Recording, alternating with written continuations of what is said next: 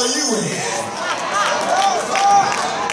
And the reason why Jesus says I had to change this crowd, because watch this, it's already bad that her husband and only son is dead.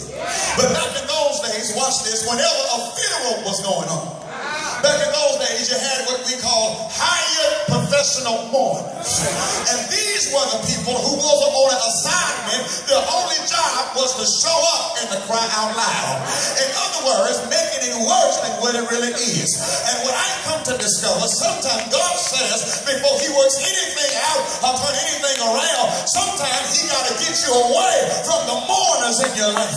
And is there anybody in here that knows sometimes God got to get some folk away from you or you away from them in order to work some things in your life? Says I had to change her association, her affiliation, but then secondly, watch this. I also had to change her presentation. When you say her presentation, I had to change the countenance, the way she was looking. How does he do that? Watch this. I've already told you 2 crowds met. But then secondly, guess what? 2 sufferers met. Everybody say 2 sufferers met.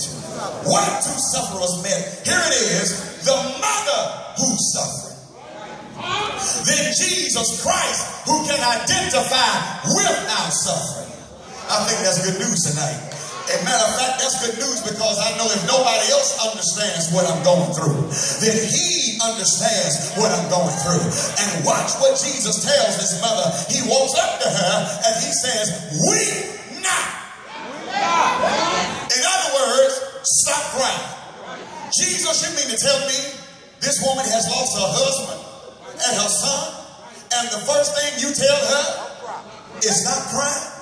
This woman has lost her husband and her only son, and you come up to her and say, stop crying. She don't know how she's going to make it.